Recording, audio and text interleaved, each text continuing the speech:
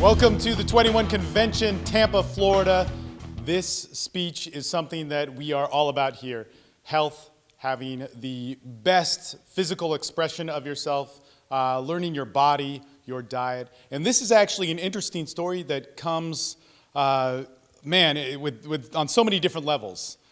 Years ago, our next speaker was not that healthy. He and his wife, both scientists, his wife showed Ching and him, decided to learn to get healthy in an absolute design, an absolute map, and this produced the perfect health diet. Let's welcome on stage Paul Jaminet. Great, man. Thank you, Steve.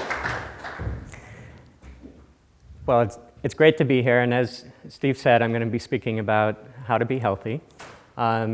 This is really a joint project of my wife and I. We both had long-standing health problems. We'd go to the doctors every year, and every year they couldn't help us. And every year we got worse. Finally, things started to change in 2005 when I discovered the paleo diet. And that was the first thing we tried that made a difference.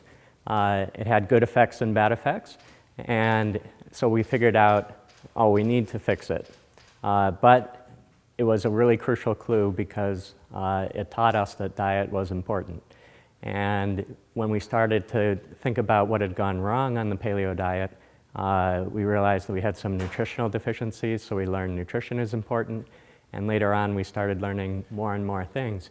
So after 9 years of research, after about 7, we published a book, Perfect Health Diet, through Scribner. And we've also recently started a health retreat on the beach in North Carolina. And so what you're getting in the next hour is a really rapid run-through of 9 years of research and a lot of experience.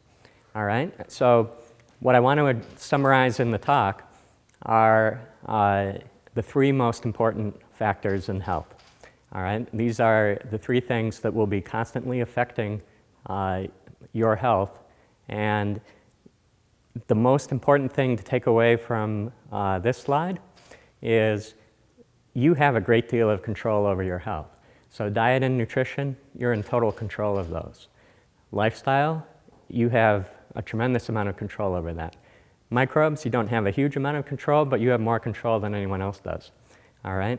And your doctor has relatively little control over these. You know, until doctors start chaining you into their offices and feeding you, your doctor can only do so much to influence the major factors on your health. So the remedies that doctors have are only playing around at the edges of your health. So doctors are tremendous resources for diagnosis, for testing, for advice. But if you really want to be healthy, you need to take charge, and you need to manage these aspects of your life. All right, so let's first talk about diet and nutrition. Now they always teach speakers, you should give people an idea where you're heading. So let me just give you the conclusion. How should you eat? Here's a somewhat abstract summary of our diet, but we chose an apple because it symbolizes health, and we chose the yin-yang symbol because my wife is Chinese. We wanted to represent the concept of balance. So on the left are plant foods, on the right animal foods. And basically the way you want to construct your plate, construct your diet, is with roughly equal parts of meat, fish, or eggs, some starch. Typically for us it would be white rice or white potatoes, some kind of sweet plant like a fruit, berry, carrots, beets, and some kind of vegetable. And then add flavorings, and typically those would include some kind of flavoring fat like butter, sour cream, coconut milk, maybe nut butters, some kind of acid like vinegar or lemon juice, and some kind of umami flavor. Umami comes from fermented foods, and that would include things like fish sauce, tamari sauce, Worcestershire sauce, grated cheese, things like that. So the food will end up being about 3/4 plant food by weight, about 1/4 animal foods.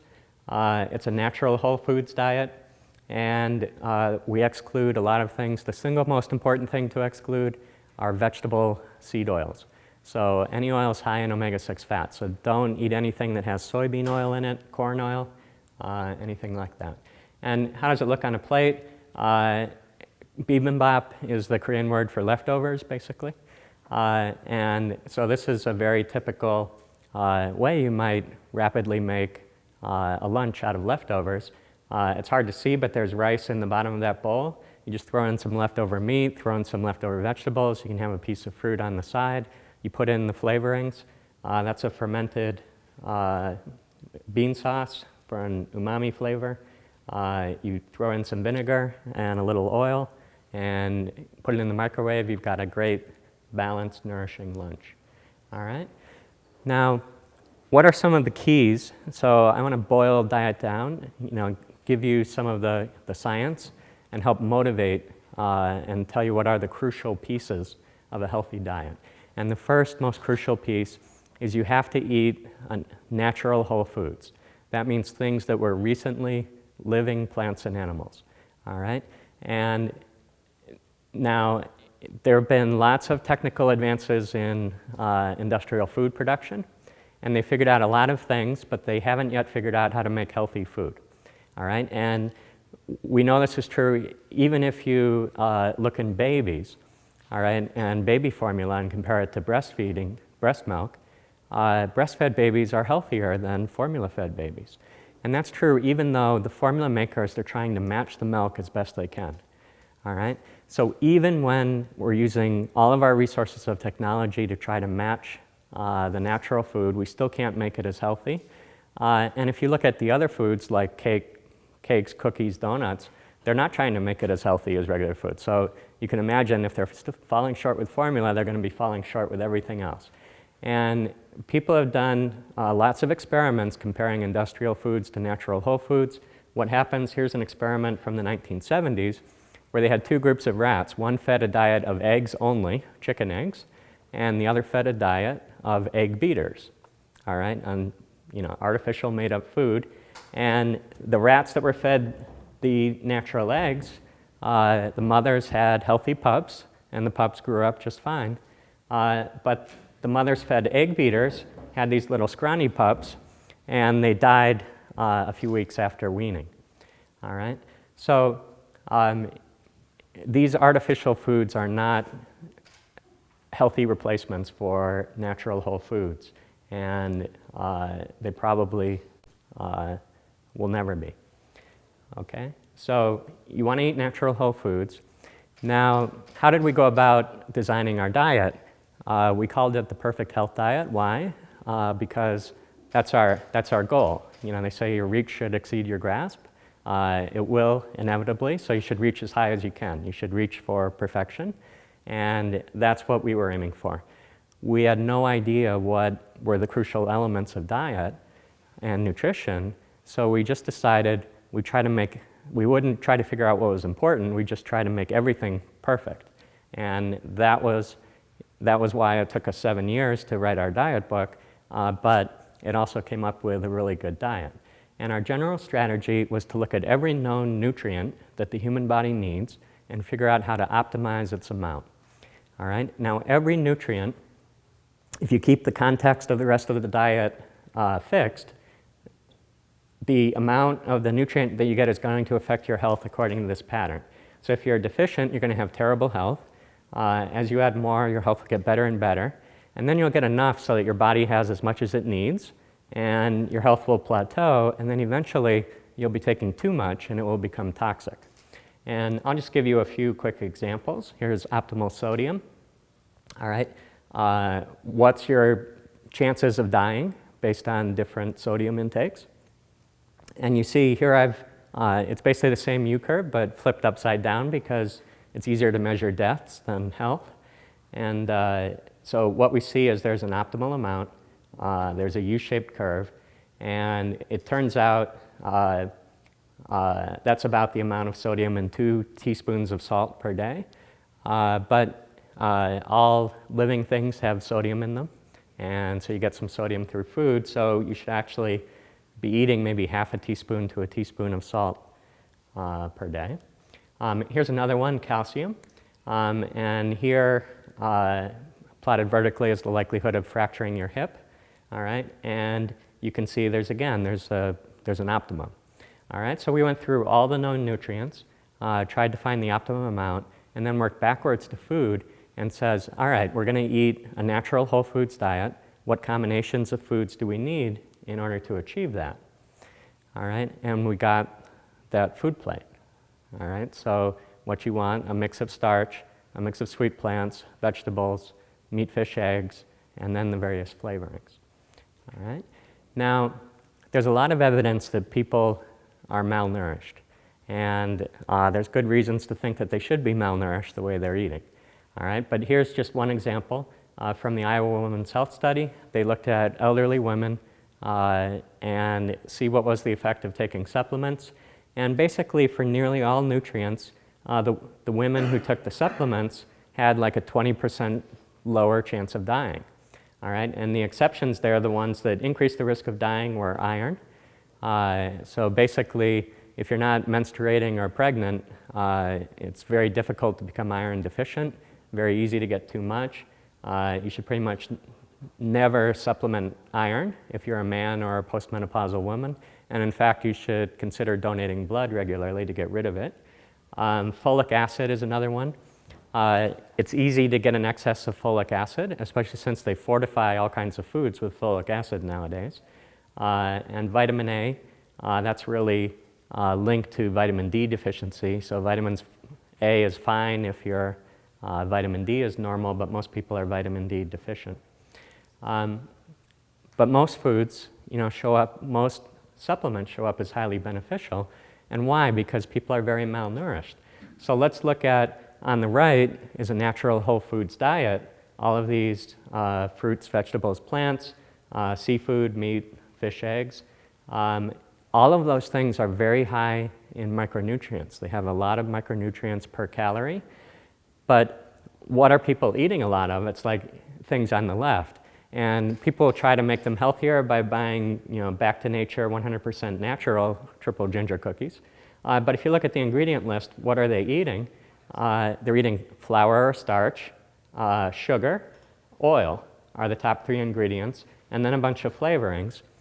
And basically what's happened, the food manufacturers have extracted ingredients from plants, like starch, like oil, like sugar, all right? But they've thrown away all of the micronutrients that were in the plants and all of the other nutrients, and they've just put in flavorings. And so you're getting essentially no micronutrition and lots of macronutrients, all right? And that is something that just started happening a little over a century ago, all right? It's really a recent development in human evolutionary history. All right, now it turns out when you look at diet, there are certain nutrients that are really crucial and that you can easily miss in a natural whole foods diet.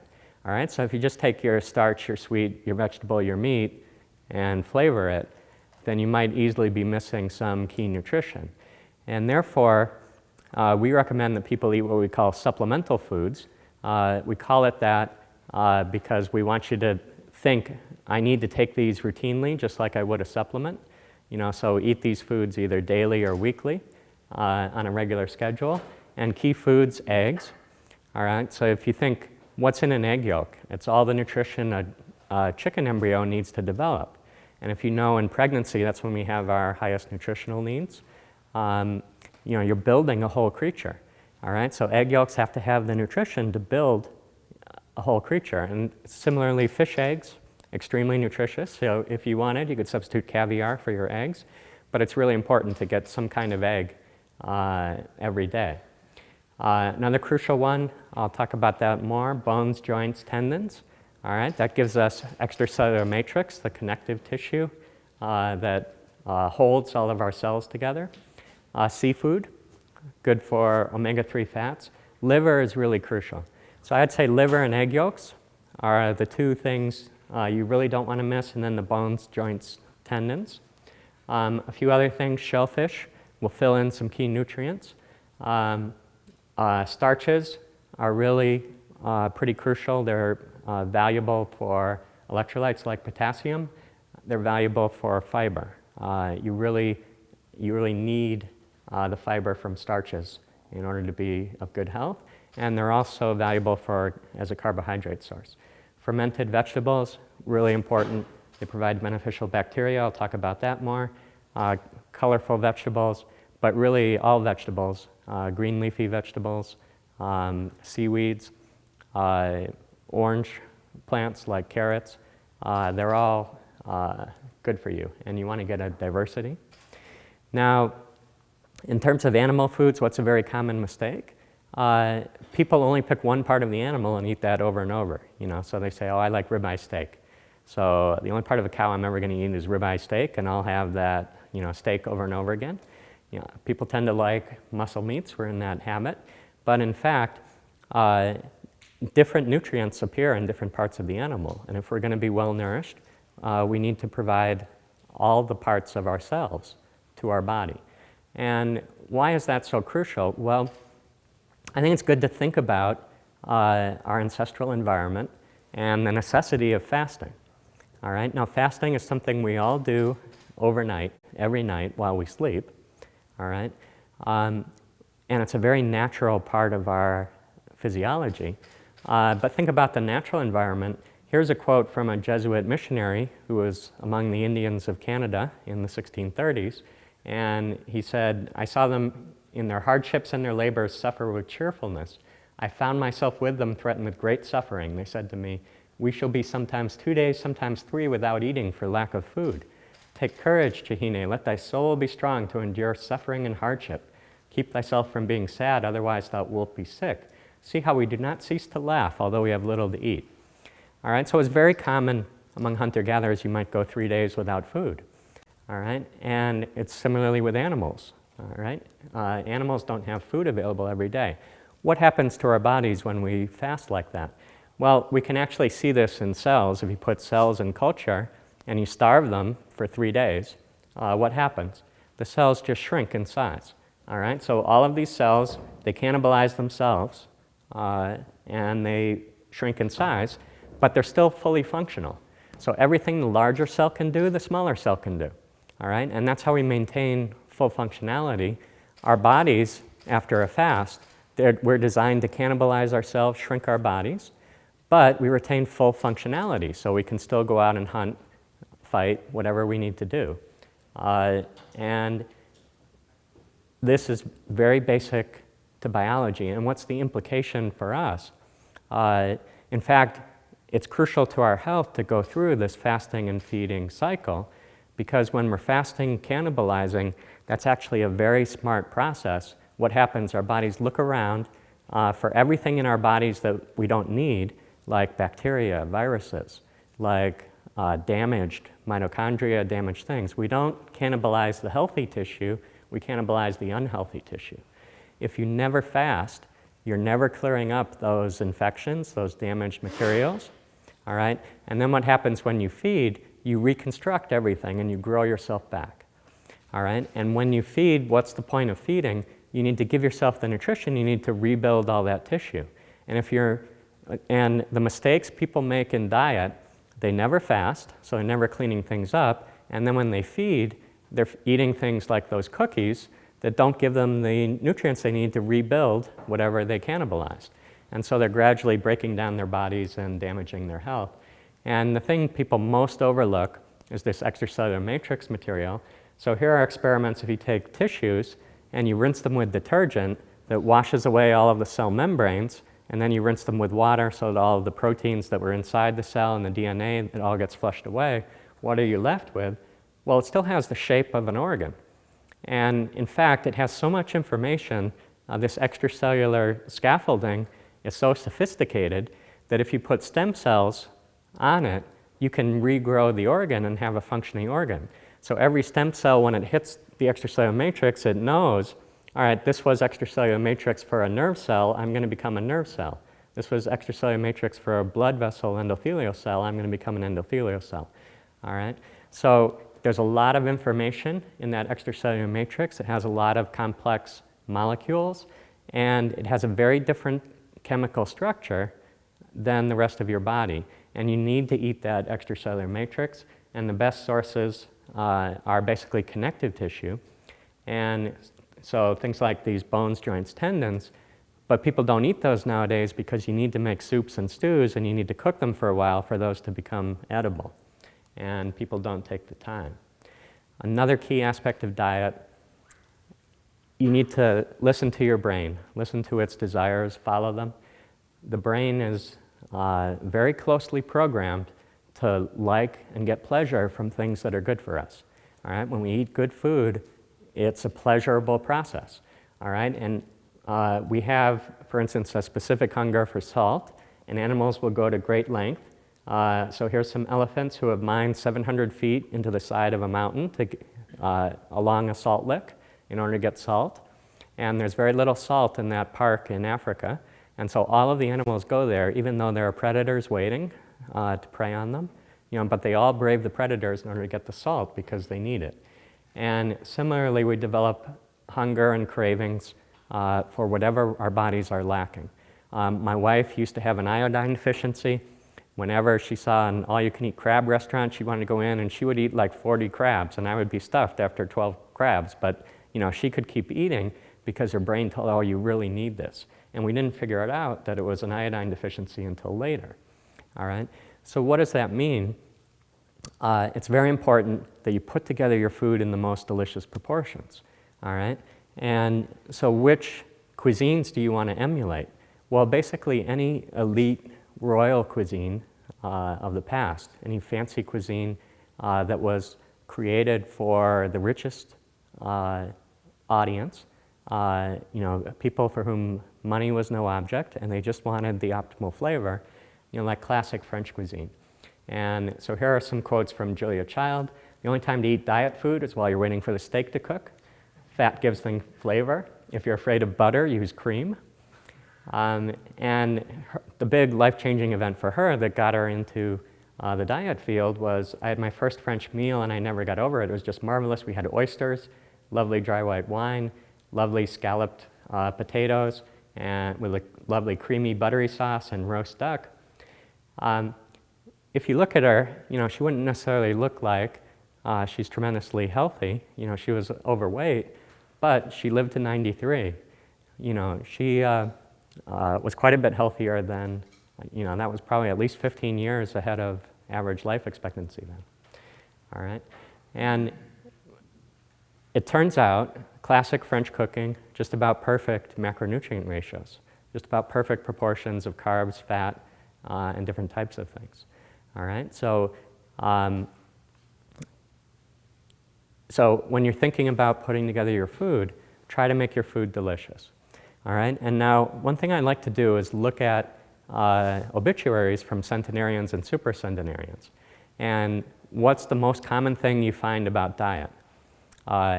It's that they love to cook. All right? The best thing you can do to make yourself live a long time is to learn to cook and learn to enjoy cooking. And why is that? If you're cooking for yourself, you're working with natural whole foods, plants and animals. And when you cook for yourself, you want to make things delicious. All right? And so you're going to follow those innate brain preferences toward the right proportions, the right mix of foods. So if you're cooking for yourself and you're good at it, then you're almost automatically going to generate a very healthy diet. All right? So that's my quick summary of the optimal way to eat. Now, let me go on to the second area, lifestyle. All right, now it turns out when you look at centenarians, super centenarians, lifestyle is just as important as diet in extending lifespan. And so if you've read Dan Buttner and his Blue Zones books, all right, he goes around the world looking for places where people live a long time, and they don't find a lot of consistency in their diets. All right, so it's hard to find, some dietary thing that makes these places stand out. But what does make them stand out? Well, there's a lot of islands, all right, and there's a lot of remote places, all right, a lot of places that got civilization late. They didn't get electricity. They didn't get automobiles. And so what do people do? They're also often in warm places like the Mediterranean, all right, where people don't need air conditioning or heat. get a lot of sunshine. Okay, so these people, they're living very natural lives. They're living outdoors, they're walking lots of places. It's expensive to import food, so they're eating locally grown foods and fish, a lot of seafood. They get a lot of exercise. It's dark at night. They get a lot of social interactions with their neighbors. So it's a very non-industrial lifestyle. And what is the optimal lifestyle? Well, it's very similar to that. It's also very similar to the lifestyle of an animal. All right, so how does an animal live? Well, it gets up in the morning, it goes outdoors, but it was already outdoors, so it hasn't gone anywhere. But it does find its friends, it interacts with them. It, at some point, decides it wants to go to the gym and fetch some food. Now, the gym happens to be its cafeteria, so it has to get some exercise in order to get its food. When it catches its lunch, it eats it.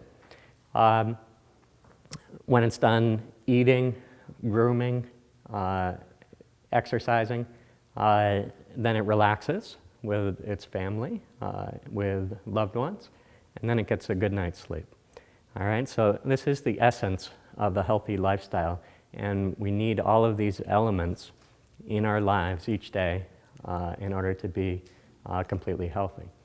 Now, all 6 of these things share a common feature. They entrain circadian rhythms. All right, circadian means on a 24-hour cycle, like the sun, the day-night cycle. And all of these things are meant to be rhythmic parts of our lives. All right, and all right. So what happens? Our body has lots of clocks. Every cell has a circadian clock, its own internal clock. We have 1 trillion cells in our body. All of those trillion clocks need to be synchronized, okay, in order for us to have good health. All right? So we have to make sure each of those cellular clocks is working. All right? It's not like the grandfather clock that stopped ticking. And then we have to make sure they're all keeping the same time, right? It's like in the spy movies, all the spies have to get together, synchronize their watches if they're going to work together successfully. If our cells are going to work together successfully, they have to synchronize all of their clocks. And if you achieve that, then you'll gain at least 6 years of life expectancy. All right, so that's a really big gain. What happens if you fail to do it? Well, we have all these different ways of doing it, and it turns out just screwing up any one of them is pretty terrible. All right, so if you look at people who get sleep loss, either because they do night shift work or they have sleep apnea, which obstructs their breathing and wakes them in the middle of the night, here's the list of diseases they get, and they lose about 6 years off their lifespan. All right? But totally different way of entraining circadian rhythms is exercise. All right? That's something we need to do in the daytime, and it establishes good circadian rhythms. And what about people who never exercise? What happens to them?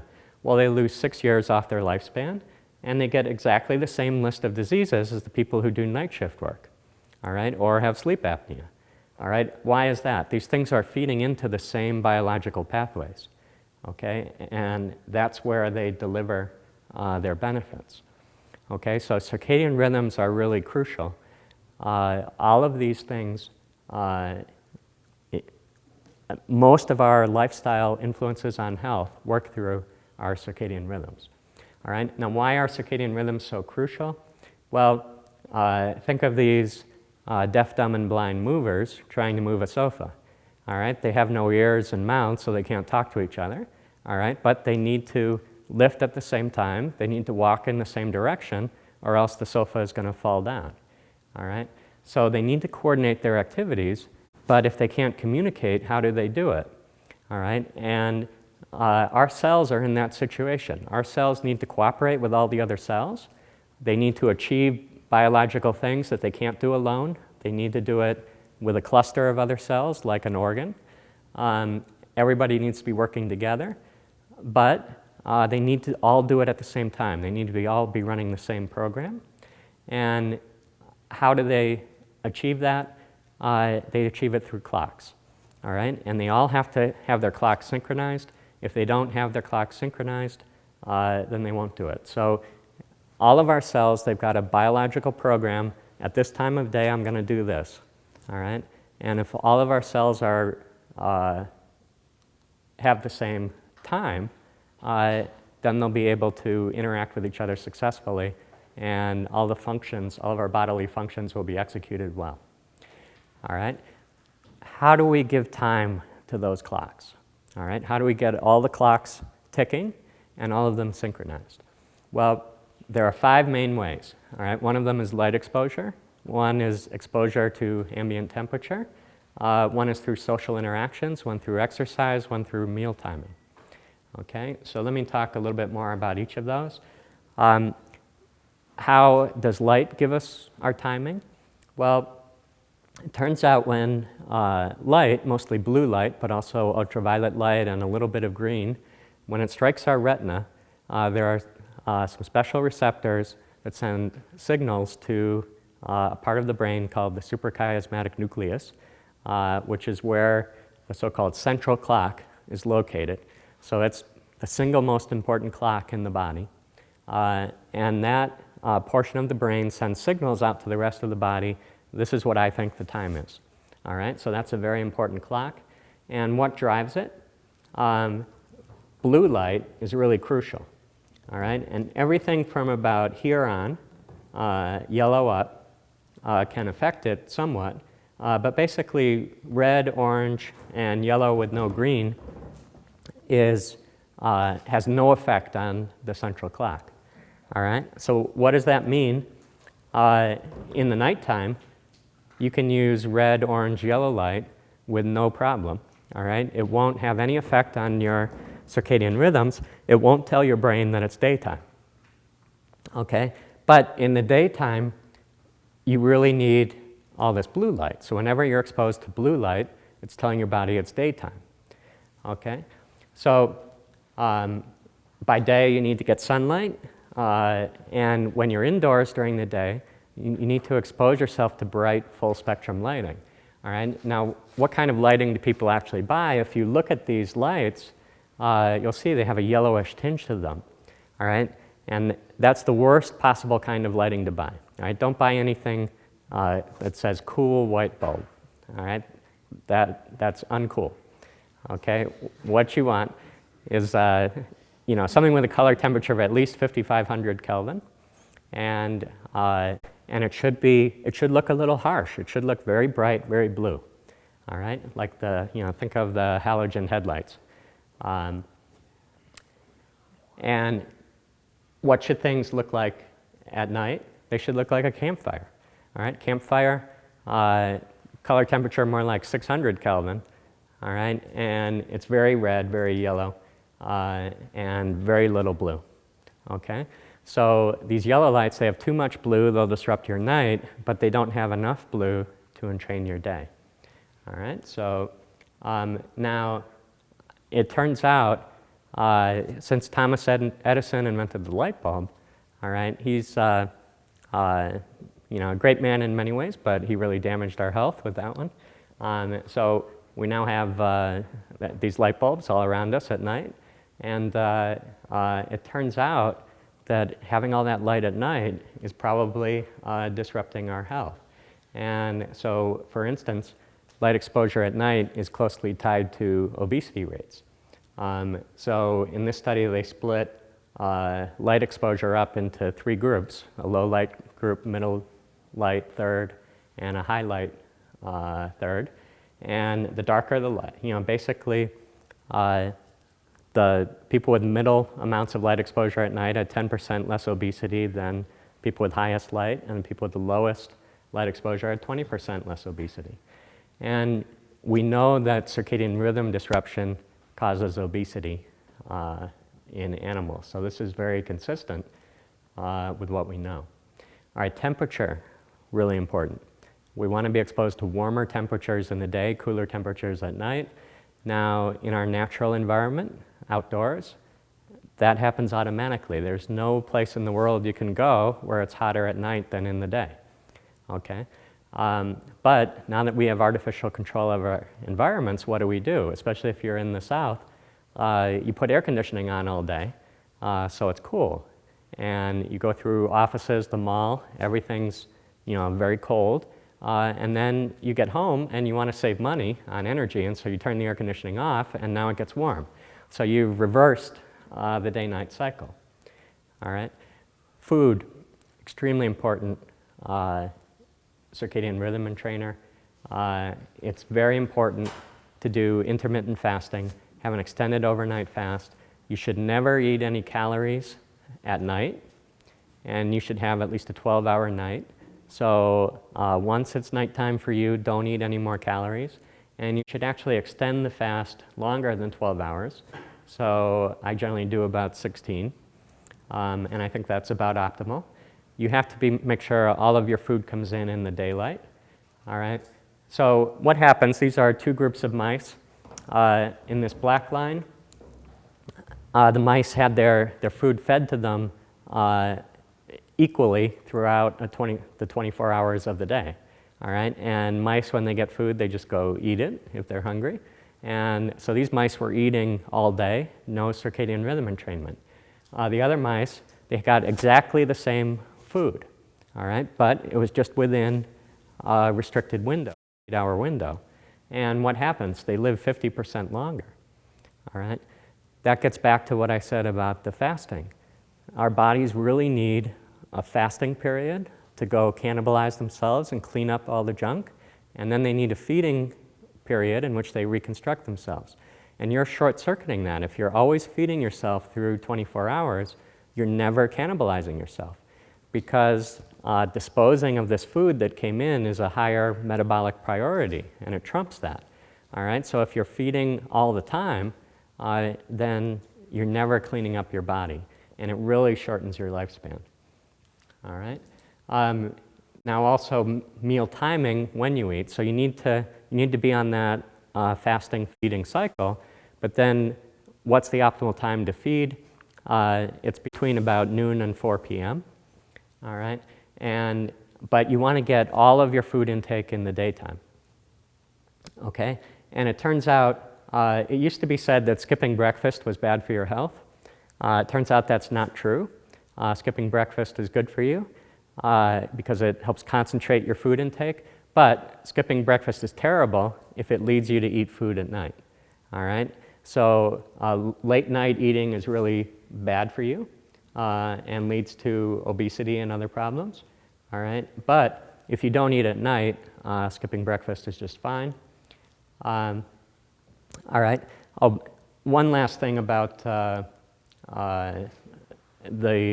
meal timing issue. This is another reason why diets tend to fail. All right? When people are trying to lose weight, they wake up in the morning, their brain is fresh, they have a lot of willpower. And so they say, all right, I'm not going to eat. Okay? So they restrict their eating. All right? And then as the day goes on, they get hungrier and hungrier. And by the time it's nighttime, their brain is tired, so their willpower is lower. All right? And then they give in, and they start eating. So they're eating at night. And so what have they done? They totally reversed the circadian rhythm. And they're feeding at night and fasting in the day. And that's very disruptive to their bodies, to their health, and it leads to weight gain. All right? Physical activity. All right, the keys in the daytime, we need to get exercise or activity. We need about 30 minutes of moderate intensity exercise per day. Moderate intensity is where you're working fairly hard, but it's comfortable and fun. You know, your breath, your heart rate are just about, if you exerted yourself a little bit harder, your breath would get rapid, your pulse would get too high, it would be unpleasant. You'd feel like you were working hard. Go just below that point, that's moderate intensity. If you get 30 minutes per day, then you're getting enough to entrain circadian rhythms. If you do it every day over time, it builds up a level of fitness. This is from a long-running study started in the 1970s where they give people a treadmill test to assess their fitness. They also started assessing strength later, and then they track them and see how long they live, see what health problems come up.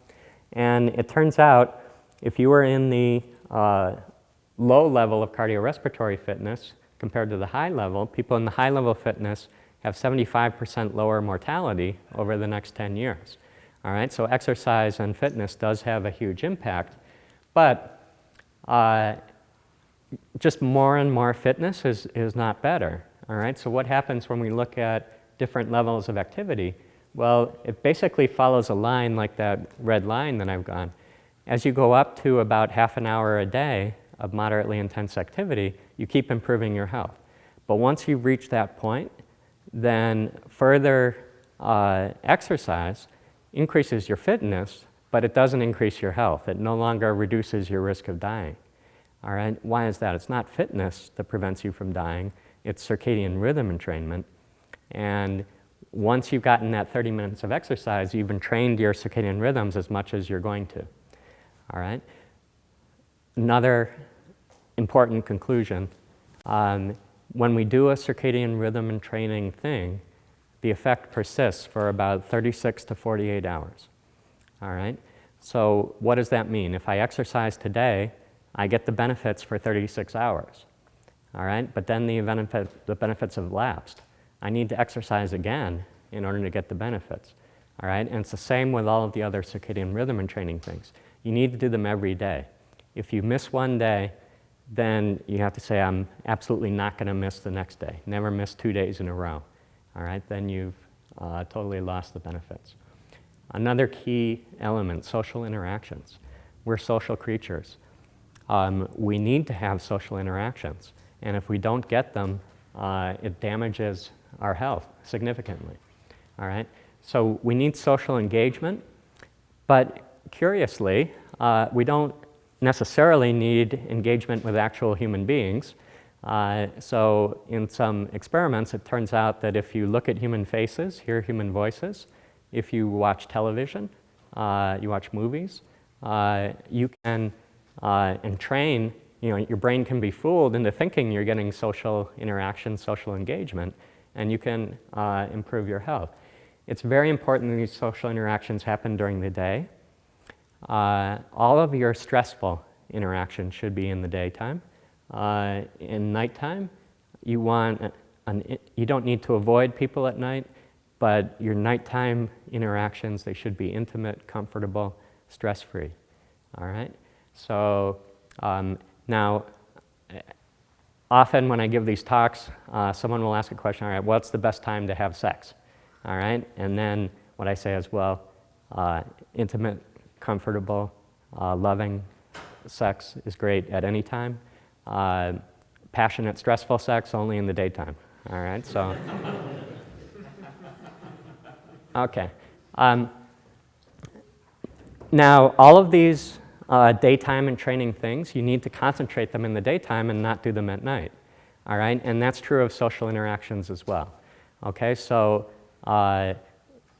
and like I said, television entrains our daytime rhythms.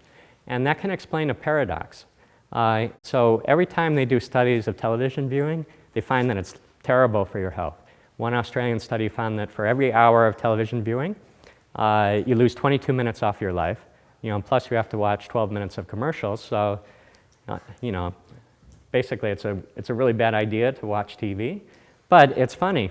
You would think if looking at a screen was such a problem, then all these people who get jobs where they're looking at computers all day would have terrible health. But you look at them and no, there's no negative health effect to having an office job where you look at a computer all the time.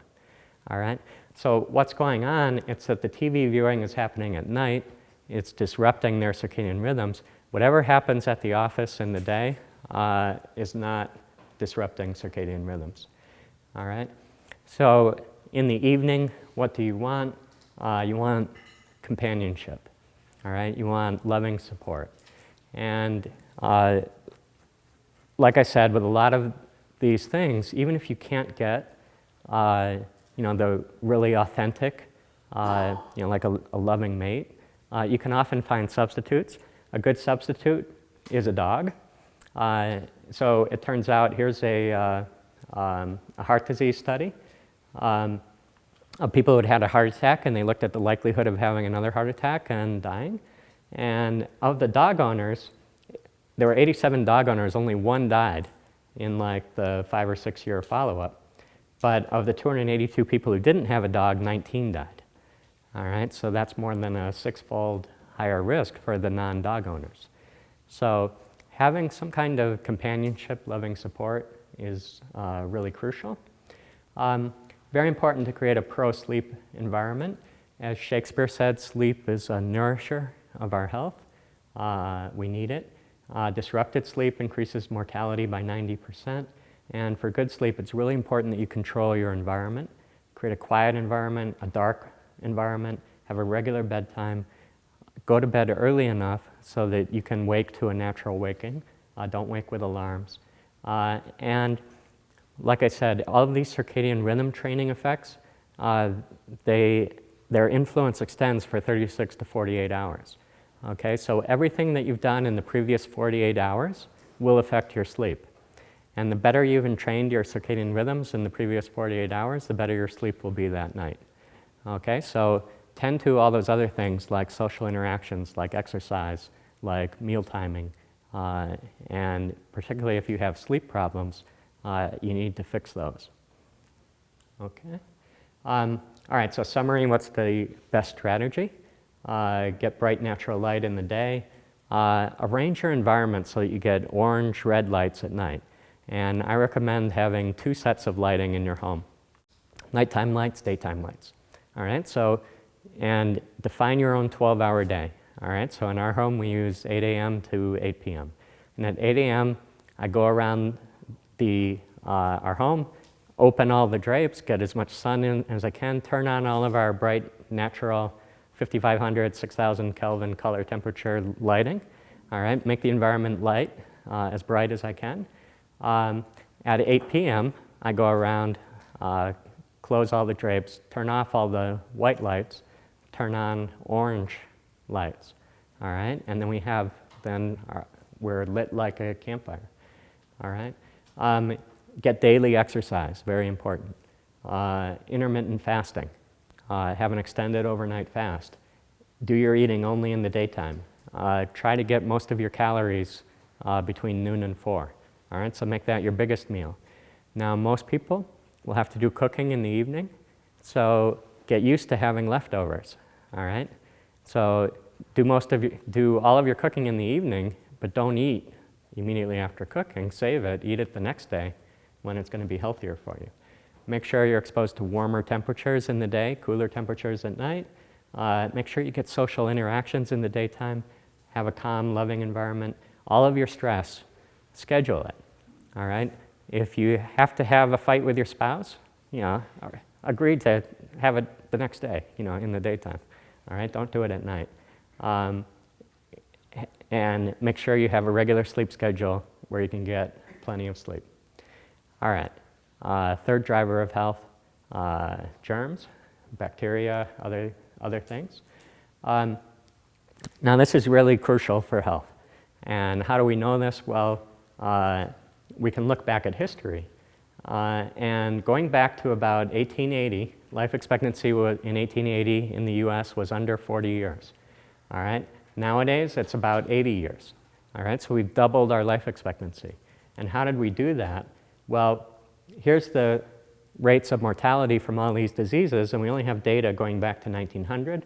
But that blue line that's falling, that was infectious disease mortality. All right? None of the other lines have gone down. All right? Now, one of them is heading down now, cardiovascular disease. And why is that? Well, heart attacks are caused by infections. All right? So all of these serious infections, they used to kill mostly infants who have suppressed immunity, and they killed a lot of young people. When people survived childhood infections, they'd still maintain all those infections in their body, and those infections would gradually build up and eventually give them a heart attack 50, 60 years later. And so this line is really the echo of this line. These are the people who survived these. And once you got to the point where no one was having them, then the heart disease rate is going to go down to 0, similar to this. It's projected to reach down to this level about 2020, which is about 1 human lifetime after the time we got rid of these infectious diseases. Now, what got rid of them? all right? It's really hygiene, all right? There were two big things that did it. One of them was the invention of things like flush toilets, indoor plumbing, sewage treatment, piped water coming to everyone. So that we'd all get clean water, and when we had diarrhea, we'd go to the toilet and we'd flush it down and it would all get treated. So the germs would no longer spread from one person to another. All right, and that was a huge improvement. And if you know the timeline, when did Thomas Crapper invent the flush toilet? All right, that was around like 1870. When did we complete the build out of sewage treatment and sewage lines in the United States? It was in the 1930s, 1940s.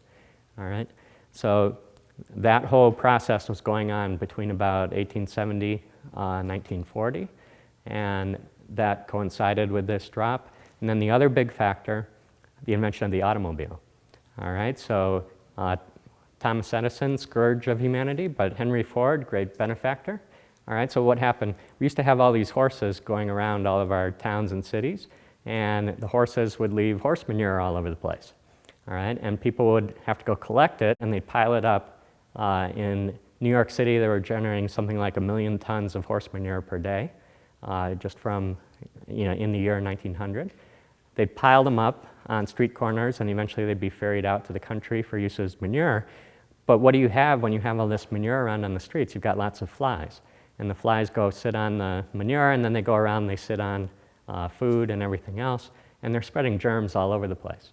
All right, and so when we replaced all the horses with the automobiles, and by about 1940, everybody has an automobile. All right, so we got rid of a lot of germs. Okay, and there were a few other things like the invention of vaccines. Antibiotics didn't come around until the 1940s. All right, so penicillin, the first antibiotic, I think it was discovered around 1938, but wasn't available until after World War II. That was really after, the only thing it really helped with was syphilis, among the major causes of death. All right, now it's important to realize, although we brought infectious disease mortality low, we haven't eliminated infections. And everybody carries chronic infections, everybody gets them. All right, so here's just one study. They looked at 5 common infections. They looked at who's got antibodies against these infections. The prevalence was 94% have antibodies to cytomegalovirus. 90% have antibodies to herpes simplex virus 1.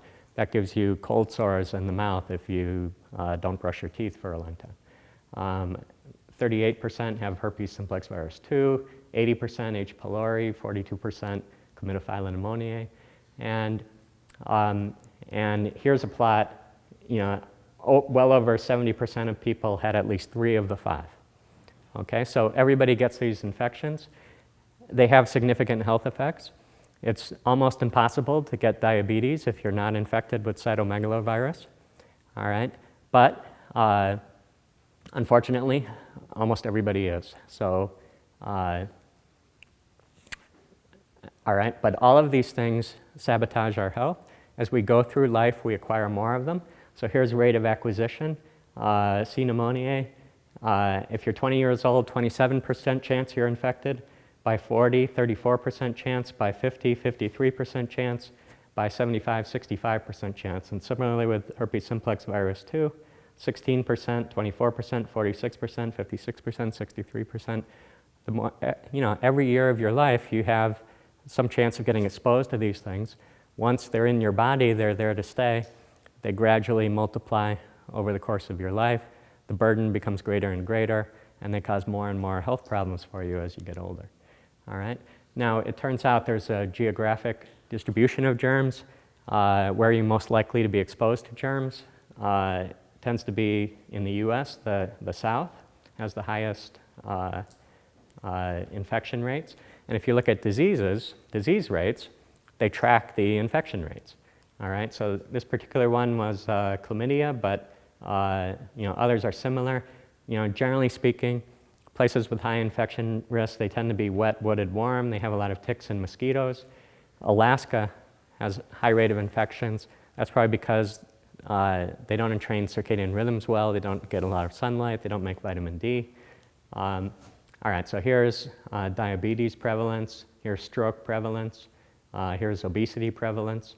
All right, where is a good place to live if you don't want to be exposed to microbes? The Rocky Mountains, really good location. They don't really have mosquitoes, they don't have ticks. When you go to high elevation, you're pretty well protected.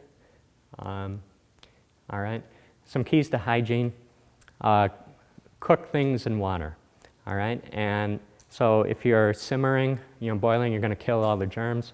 Food is a major vector for germ transmission. If you think of what are we putting into our bodies every day, we're putting in 3 or 4 pounds of food, you can easily, some germs can, hijack or, stow away and, take trips along with that.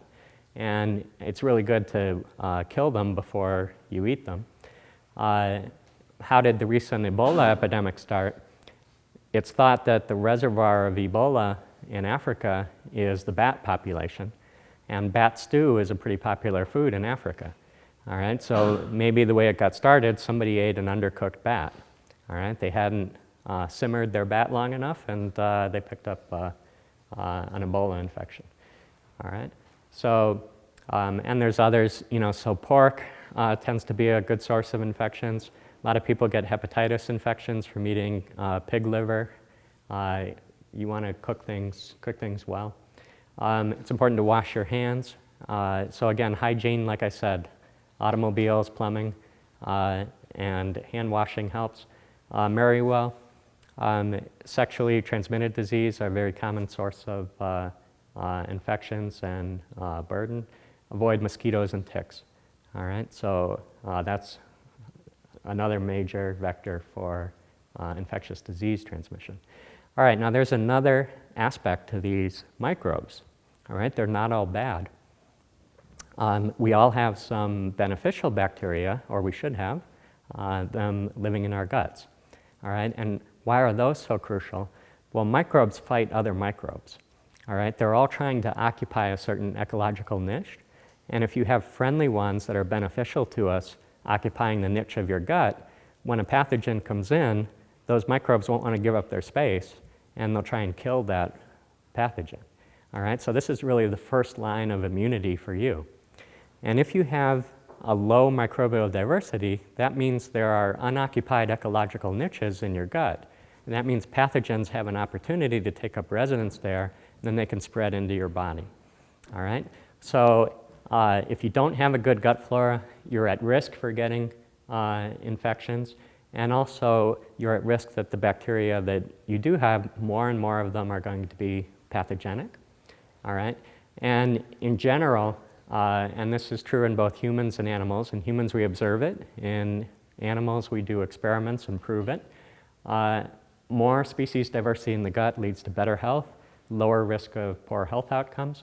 We also know if you give, for instance, livestock low-dose antibiotics, so not big enough to eradicate all the germs, but enough to reduce microbial diversity, make them vulnerable, what happens? They become obese. All right, so that's actually a common tactic used by food producers to help fatten their animals before slaughter, is you give them low-dose antibiotics. Okay, and humans can do the same thing. If you take antibiotics, you'll reduce the microbial diversity in your gut, and you'll promote poor health. And so what can you do to address that? Well, eat diverse sources of fiber. You need to eat starchy foods. They have a form of fiber called resistant starch. Best way to get it, take your starches, cook them at night, several days before you're going to eat them, refrigerate them, all right? And then take them out at mealtime and prepare them. You can just warm them up. And then make fermented vegetables and eat fermented vegetables regularly. So those will have a very healthy bacteria, and over time, that will increase the diversity of the flora in your gut. All right, so evidence that it works, I mentioned at the beginning. My wife and I and a partner, Whitney Ross Gray, who cured her multiple sclerosis on an ancestral diet and our diet. have started a health retreat in North Carolina on the beach. Okay, and we call that the Perfect Health Retreat.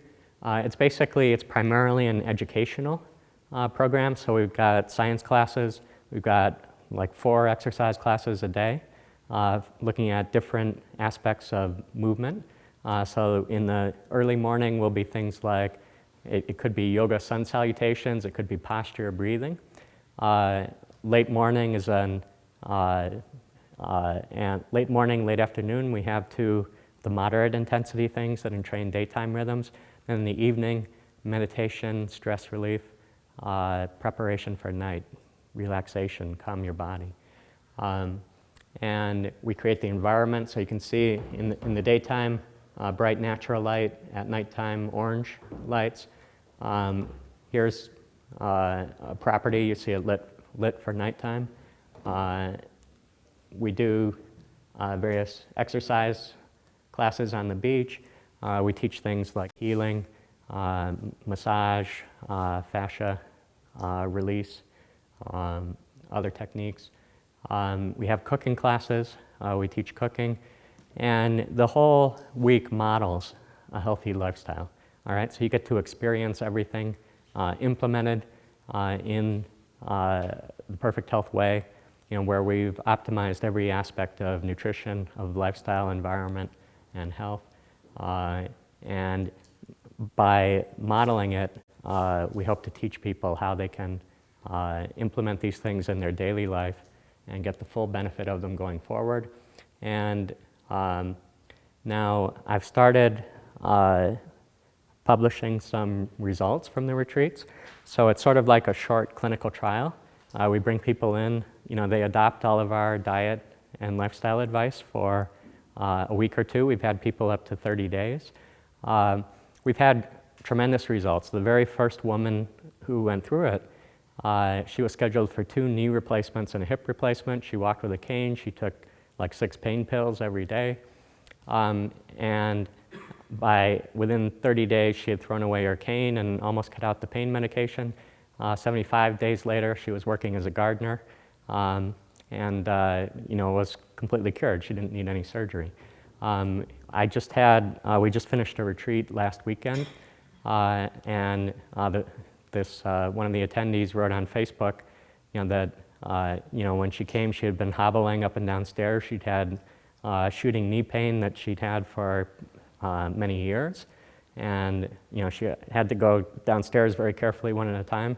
And she said, she's only been back home 4 days, and the knee pain is gone, and she's going quickly down the stairs, each step. So you can have very significant changes in a pretty rapid period. And we've had great results for weight loss, also great results for underweight, so everybody's weight normalizes. And we're hoping over time to build up a record of really good health improvements for all kinds of diseases, and to publish, demonstrate things. And I put a few things up on my website, perfecthealthdiet.com, and eventually perfecthealthretreat.com. And I invite you, if you really want to learn all these things in the most expeditious way, get a thorough education in how to be healthy and see it modeled, and hands-on learning, then the retreats are a great thing to come to. So in summary, what should the food look like? That's a tendon stew on the left, seafood, shellfish, great source of zinc, liver and onions. And you can have ice cream, you can have desserts. We actually recommend having some dessert as your very last food of the day. And the lifestyle, go outdoors, interact, exercise, eat natural whole foods, have a loving, comfortable environment at home, and get a good night's sleep. All right? You can sum that all up, live like an animal, like a successful animal. Live our ancestral lifestyle. Okay, thank you very much. All right, let's give it up for Paul Jaminet.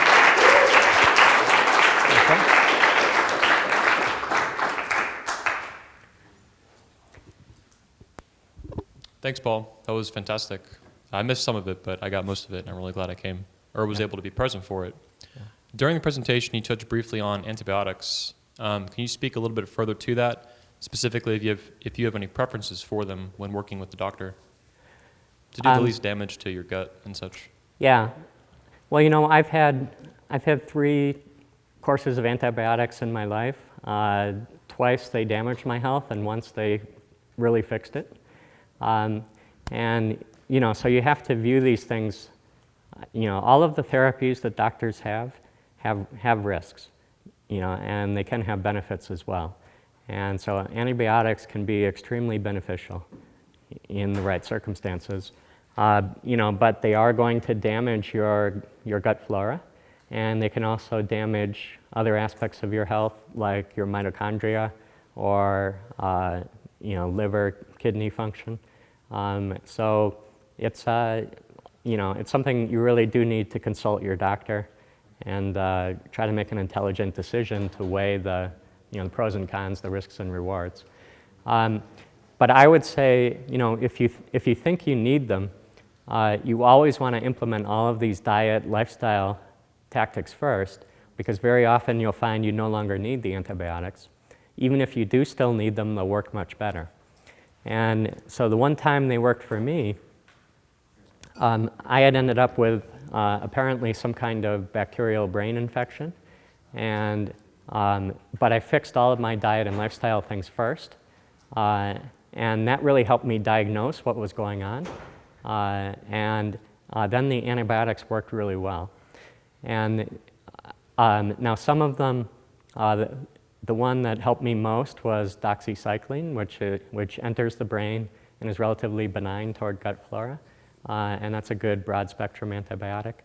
But it's really, you know, consult your doctor and also know some of the negative effects, you know, so, you know, like a commonly prescribed antibiotic is ciprofloxacin, and that can give terrible side effects to people who are deficient in magnesium.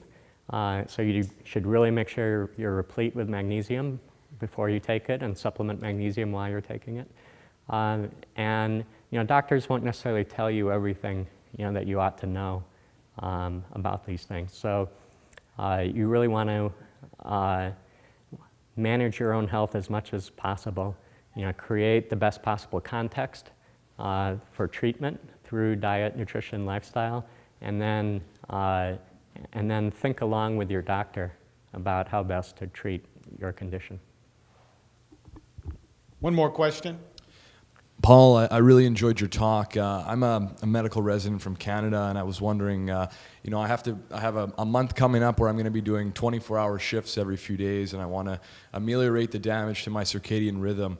You know, I thought about things like, you know, the next morning possibly just getting some blue light and cranking it up just to get my body back in the groove. I'm just wondering what tips would you recommend for someone like me who has to go through that? That's what I would do. I would invest in some blue blocking glasses. You can get ones that fit over your regular glasses, and you know, define your own 12-hour day, 12-hour night.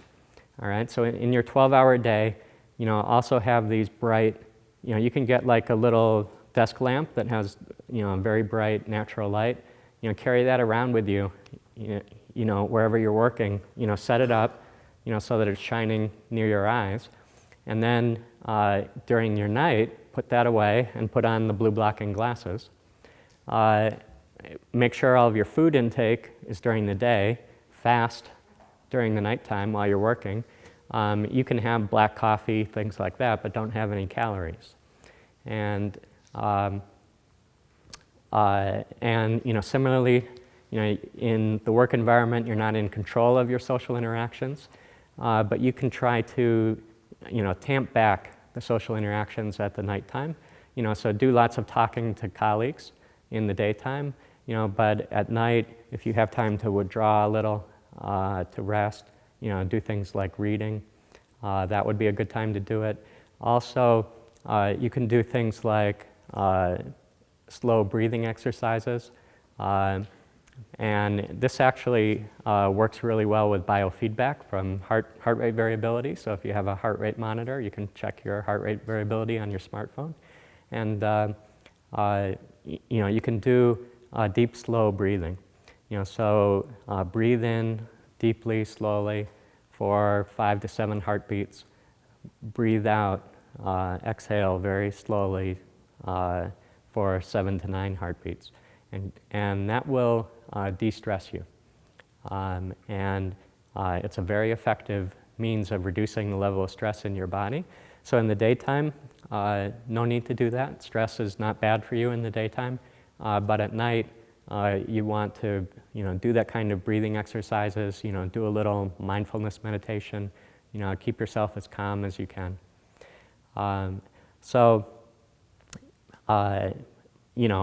All of these tips, there may be things you can control in your work environment, and try to make the environment as close as possible to a good circadian rhythm and training environment as you can. All right. Thank you so much.